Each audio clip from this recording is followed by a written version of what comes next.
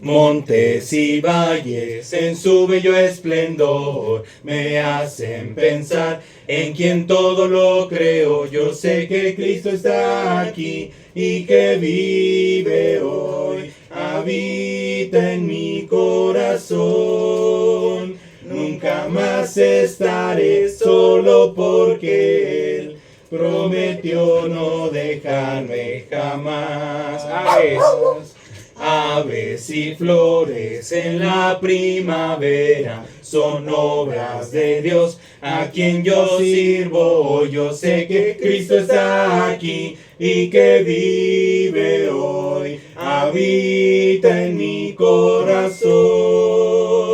Nunca más estaré solo porque Él prometió no dejarme jamás.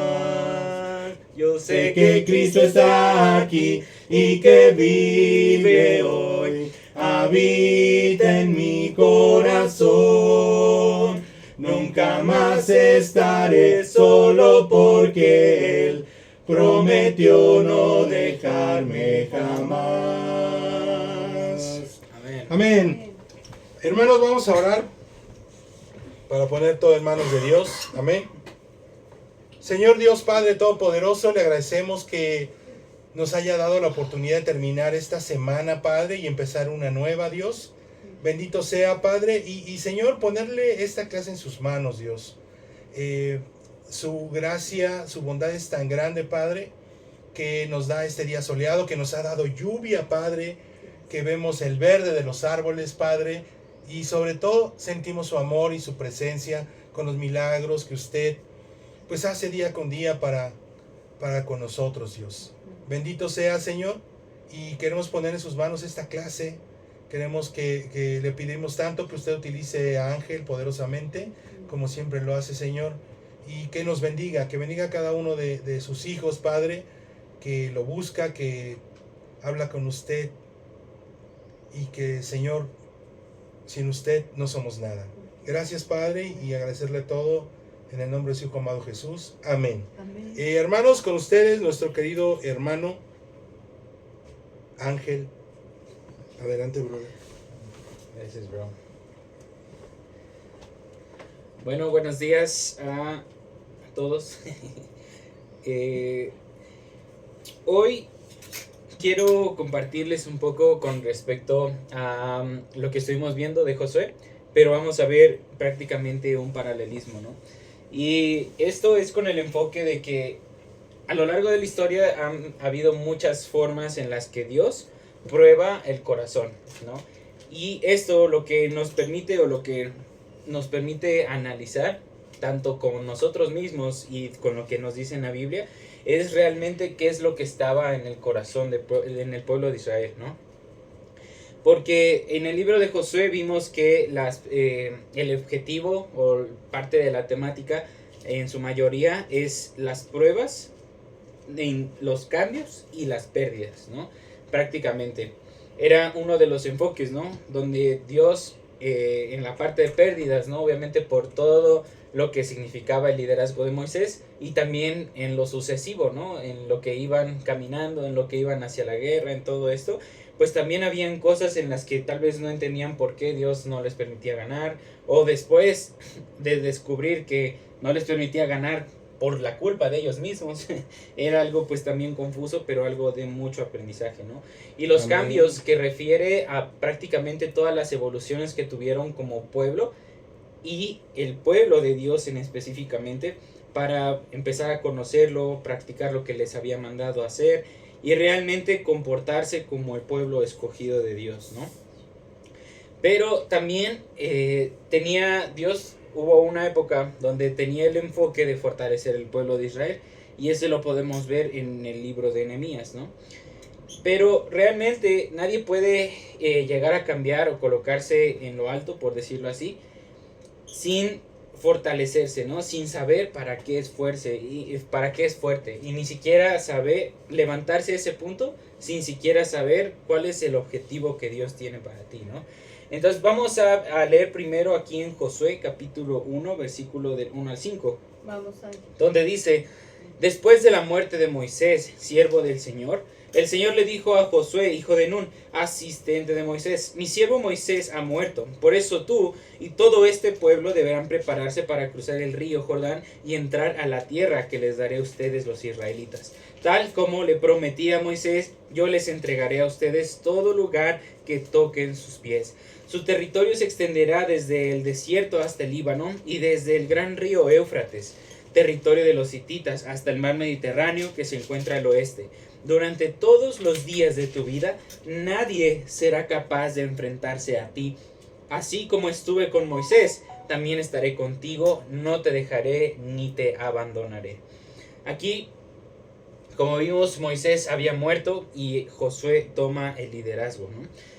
Y tenía un objetivo: transformar lo que sentía en esta parte, la tristeza de la pérdida, y al mismo tiempo ver el recibir un honor tan grande como ser escogido primeramente por Dios para poder dirigir a todo el pueblo de Israel, pero decirle: ¿sabes qué? Así como tú viste que estuve con Moisés, así voy a estar contigo y no te dejaré ni te abandonaré. Pero vemos algo también parecido en Nehemías, ¿no? Acompáñame a Nehemías capítulo 1, versículo 3, que dice: ellos me respondieron: los que se libraron del destierro y quedaron en la provincia están enfrentando una gran calamidad y humillación. La muralla de Jerusalén sigue derribada con sus puertas consumidas por el fuego. En ambos casos había una necesidad, ¿no? Y estaba pasando algo importante con respecto al crecimiento y fortalecimiento del pueblo de Israel. ¿Por qué? Porque vemos en una ciudad completamente destruida, en el caso de Nehemías, una ciudad destruida, sin esperanza, prácticamente sin una percepción de que habría un futuro para el pueblo de Israel. Y del otro lado, Josué, que tenía una promesa, pero necesitaba esforzarse para entrar a esa promesa.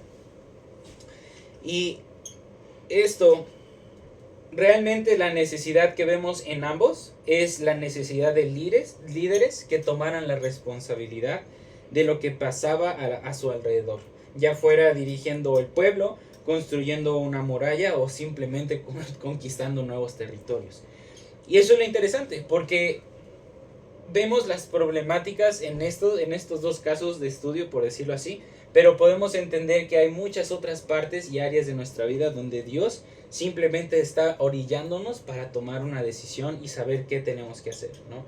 Pero esta decisión normalmente radica en ser un líder, ya sea de tu propia vida o ser un líder de las personas que están a tu alrededor, por un sentido de tú tienes un tipo de información, un tipo de promesa, algo que Dios ha puesto en tu corazón para poder servir o simplemente para realizar un cambio conforme a la voluntad de Dios, ¿no?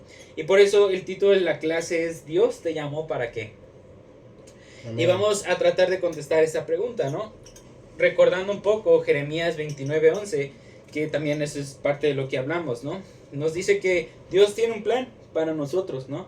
Nos tiene un buen futuro, pero ¿te has preguntado cuál es ese plan? O simplemente cuál es el propósito de tu vida. Esto se me hace interesante porque pues radican muchas cosas, ¿no? Dentro de lo que nos gusta, la vocación que tenemos, pero también lo que Dios pone en nuestro corazón. Y como podemos pensar, una parte del propósito de ser discípulos es que podemos hacer más discípulos también. Amén. Pero esto puede ir más allá, que solamente puede ser como invitar a alguien o simplemente cuidarlo, sino existe un liderazgo real que realmente se traduce en la toma de responsabilidad tanto de tu vida e incluso en este punto tomar la responsabilidad de la vida de los demás, porque realmente esto es lo que estaba pasando. Y se me hace muy interesante porque Nehemías, y como va a ser el enfoque el día de hoy, Nehemías prácticamente lloró, prácticamente se sintió completamente afligido y dolido por lo que estaba pasando en Israel. En este punto es como si tú vieras a tu lugar favorito, tu lugar donde creciste, lo vieras y solamente vieras ruinas, vieras fuego, vieras personas tristes, ¿no? Vieras personas que ya ni siquiera están, ¿no? Y esto quiero que podamos conectar con esa parte, ¿no? ¿Cómo te sentirías si regresaras a un lugar así y vieras todo este desastre, ¿no? Y nosotros podemos pensar que, pues ya, es todo, ¿no? Hasta aquí llegamos. Pero lo interesante es que Nehemías lo primero que hizo fue orar a Dios y dejar su corazón ahí, ¿no? Entendía que necesitaba estar conectado con Dios y la situación de Nehemías no era tan fácil, ¿no? Prácticamente él tenía una responsabilidad con el rey, tenía una responsabilidad muy, muy fuerte y no podía, y podemos pensar, es que él estaba atado de manos, ¿no? Como no podía hacer mucho, tan lejos con sus actividades, pero hubo algo en él, simplemente el corazón de pensar, esto no es algo que represente a Dios, esto no es algo que Dios quiera para su pueblo. Y lo que necesitaba Nehemías prácticamente era desahogarse, ¿no? Pero al mismo tiempo decir, Dios, ¿qué pasa, no? ¿Qué vamos a hacer? Y se me hace algo muy interesante porque cuando tú vas a Dios y le dejas todo en sus manos con respecto a Dios, ¿por qué están pasando tantas cosas, no? ¿Por qué todo esto está mal? ¿Por qué se está destruyendo esto? ¿Por qué se está destruyendo el otro? ¿Por qué todas estas partes? Si tú ves en la Biblia, las personas que oraban eso a Dios fueron las personas que Dios encomendó para cumplir el propósito en esas circunstancias. Aquí Nehemías fue el primero, ¿no? Que le dijo, Dios, me duele que pase esto, ¿no? ¿Por qué nadie se levanta? ¿Por qué nadie hace algo, no? Pero lo interesante es que Nehemías tenía esa percepción de que faltaba algo, que era necesario hacer algo. Porque todos los demás tal vez lo habían pensado, pero solamente estaban casados con algo, ¿no? O inmersos en sus sentimientos, o inmersos en sus ideales con respecto a, no, es que tengo que pues pasar mi duelo, esto es algo que me duele y por eso yo no pretendo hacer algo más. Pero cuando Dios veía el corazón de estas personas de ¿por qué no hay alguien? Siempre escogía a esas personas en decir, bueno, tú lo puedes ver, bueno, vas tú. Y esto fue lo que pasó con Nehemías. Nehemías fue utilizado por Dios y movido en su corazón para poder hacer algo por el pueblo de Israel. Lo interesante es que habían dos partes. Le dolía con respecto a lo que representaba a Dios o lo que representaba Jerusalén para él, porque era decir, este es el pueblo de Dios, ¿por qué el pueblo de Dios está en ruinas? Si nuestro Dios es el Dios más poderoso, si nuestro Dios es el Dios sobre todas las cosas, ¿por qué su pueblo está así? Entonces el celo de Nehemías no solamente correspondía solamente a Dios y tampoco solamente a las personas, en decir, pobres están en desgracia o no tienen casa o viven esclavizados o viven con bajos recursos, sino que Dios permitió que estas dos partes realmente se juntaran y el celo de Nehemías era, quiero honrar a Dios, quiero recuperar la gloria de Jerusalén para Dios y que eso provoque una buena estancia para todos los israelitas. Pero lo interesante es que los israelitas que estaban ahí en Jerusalén, pues realmente ya estaban tristes, ya no tenían esperanza. Y vemos que Dios prácticamente pone en el corazón de Nehemías un liderazgo tan impresionante que mueve a todas las personas. Primero las inspira y luego las empieza a mover. Y acompáñame aquí a Nehemías capítulo 8, versículo 9, que esta es una de las partes que más tocan mi corazón en el sentido de pensar cómo Dios hace un cambio completo cuando nosotros estamos dispuestos a todo. Aquí dice, al oír las palabras de la ley, la gente comenzó a llorar. Por eso el gobernador Nehemías, el sacerdote y maestro Esdras y los levitas que enseñaban al pueblo les dijeron, no lloren ni se pongan tristes, porque este día ha sido consagrado al Señor su Dios. Luego Nehemías añadió, ya pueden irse, coman bien, tomen bebidas dulces y compartan su comida con quienes no tengan nada, porque este día ha sido consagrado a nuestro Señor. no estén tristes, pues el gozo del Señor es nuestra fortaleza. También los levitas tranquilizaban a todo el pueblo y les decían: tranquilos, no estén tristes, porque este es un día santo. Así que todo el pueblo se fue a comer y beber y compartir su comida, felices de haber comprendido lo que se les había enseñado. Esta parte es algo que me conmueve mucho, porque siempre en un momento de necesidad, cuando encuentras realmente ese punto donde tú te puedes agarrar, donde encuentras una esperanza en tu vida, todo empieza a ser diferente. E incluso en decir todas las cosas que llevabas cargando, que llevabas pensando, cuando llega Dios y las toma, las transforma en una esperanza. Y te dice: todo va a estar bien, todo se va a solucionar, pero confía en mí y hazme caso. Y esa primer parte en el versículo 9 es algo que me deja mucho en mi corazón, ¿no? Al oír las palabras de la ley, la gente comenzó a llorar. Y yo quiero hacerte esa pregunta, ¿no? Y tú puedes contestarla contigo, ¿no? ¿Qué fue lo que realmente puso tristes a los israelitas? ¿Qué crees que fue lo que los puso tristes después de haber escuchado el mensaje? Hay muchas opciones, ¿no? Tú puedes pensar: bueno, se pusieron tristes porque no habían cumplido todo lo que antes se les había enseñado, ¿no? Estaban tristes porque se olvidaron de Dios y recordaron qué era lo que tenían que hacer. Puede ser que estuvieron tristes porque recordaron la esperanza o la promesa que Dios les había dado y que todo lo que ellos habían hecho estaba aparte, ¿no? O también está esta parte: se pusieron tristes porque tenían que poner las manos a la obra y ponerse a trabajar. No sabemos por qué estaban tristes, ¿no? Porque, como les decía, más que ver al pueblo de Israel, es que quiero que tú te veas como el pueblo de Israel. Si después de ver la casa de tu Dios, lo que representa el poder y gloria de tu pueblo, si lo hubieras destruido hoy en día, y después de esto te dijeran las palabras de Dios con respecto a qué es lo que tienes que hacer, y solamente recordando lo que tienes que hacer, ¿qué actitud tomarías tú? ¿Estarías triste? ¿Estarías alegre? Podrías estar alegre porque dices: la esperanza regresó, ¿no? Tenemos ayuda. Pero como les digo, tampoco estamos exentos de decir: es que es mucho trabajo, es mucho sacrificio reconstruir todo esto. ¿Dónde vamos a sacar? ¿Dónde vamos a construir si todo esto está en ruinas?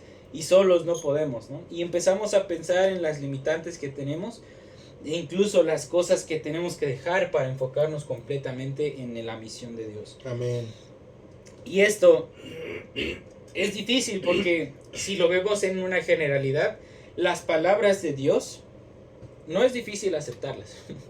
Cuando llegan a tu corazón no es difícil aceptarlo, ¿no? Porque como vemos en otras escrituras, ¿no? Nos corrige, nos instruye, nos reprende.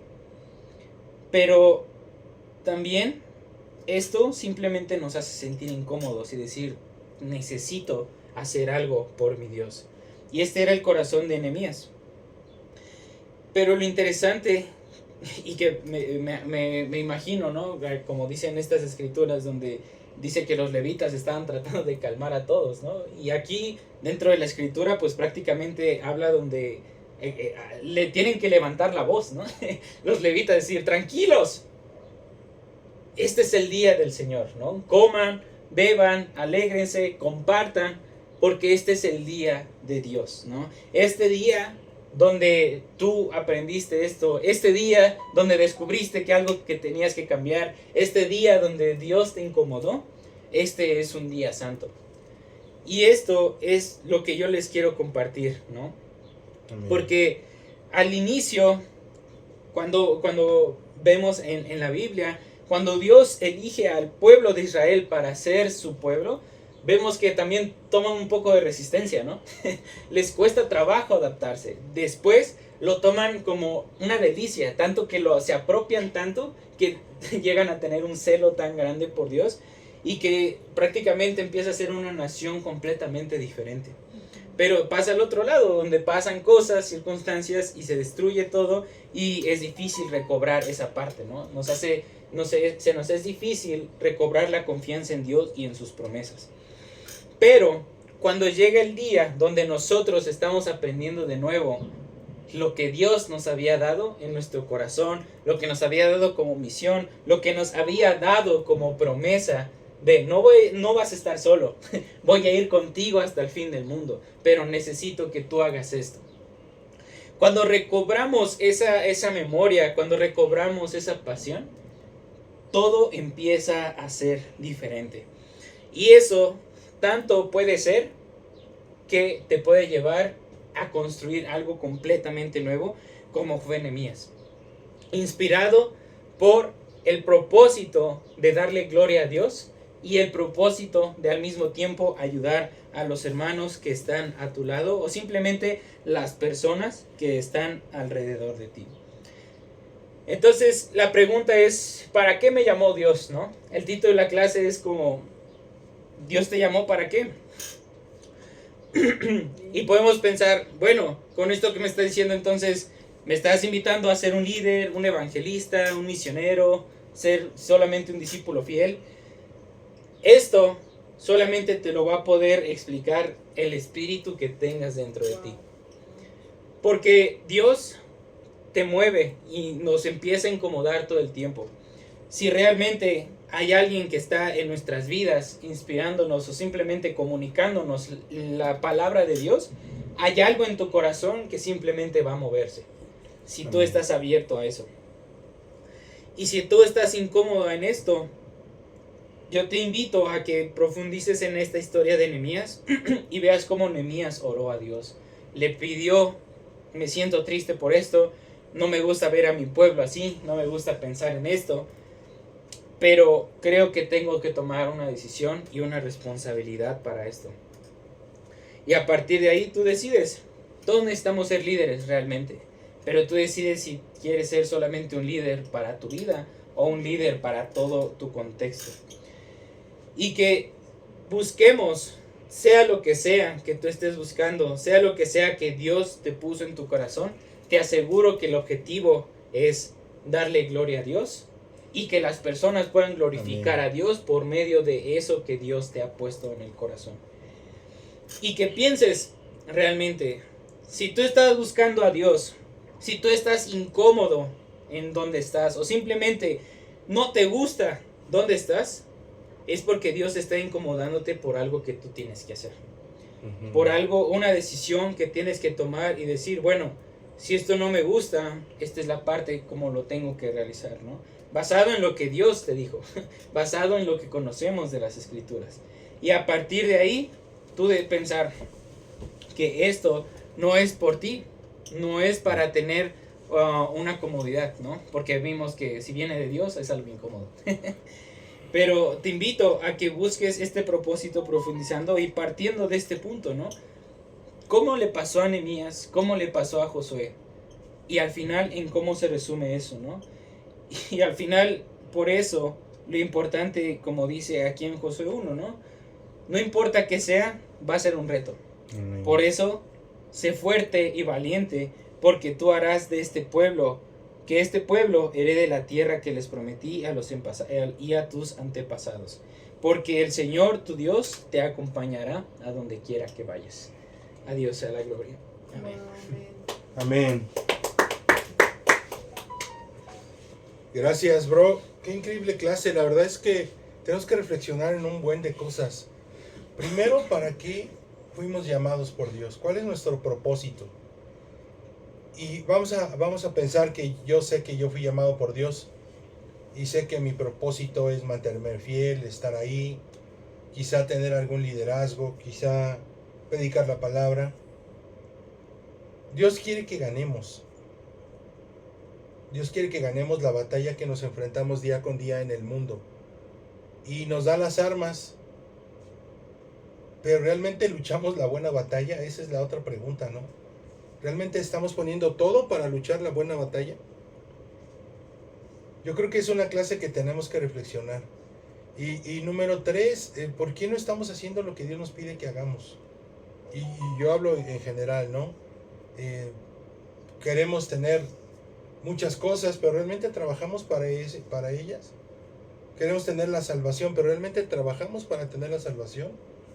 Como decía Ángel, ¿no? Tenemos que ser discípulos. ¿Realmente estás compartiendo qué pasa con tu vida al conocer a Dios? Al ser un creyente de Cristo. Yo creo que tenemos muchas cosas que reflexionar sobre esta clase, hermanos, y creo que sería conveniente tener una charla de esta clase el miércoles. Amén. No, sería importante, y las preguntas están ahí. ¿Para qué fuiste llamado? ¿Cuál es tu propósito? ¿Cuáles son tus sueños? ¿Estás luchando por tus sueños? Y también, bueno, esto es en tu vida y también en tu doctrina, en tu enseñanza. ¿Qué es lo que vas a seguir enseñando? Yo creo que esta es una clase que nos hacía falta para sacudirnos, hermanos, para sacudirnos y para tomar en serio lo que tenemos que hacer. Vamos a terminar con una alabanza y nos vamos el miércoles, chicos. Vamos, bro, por favor. Vamos a... Amén. Vamos a cantar de lo mejor, amén. Quiero cantar al Señor por siempre. Quiero cantar Cantar al Señor por siempre. Oh, doy lo mejor, oh, doy lo mejor por ti. Oh, doy lo mejor, oh, doy lo mejor por ti. Quiero amar Amar al Señor por siempre. Quiero amar Amar al Señor por siempre. Oh, doy lo mejor, oh, doy lo mejor por ti. Oh, doy lo mejor, oh, doy lo mejor por ti. Quiero palmar Al Señor por siempre. Quiero palmar Al Señor por siempre. Oh, doy lo mejor, oh, doy lo mejor por ti. Oh, doy lo mejor, oh, doy lo mejor por ti. Amén. Amén. Gracias, hermanos. Nos vemos.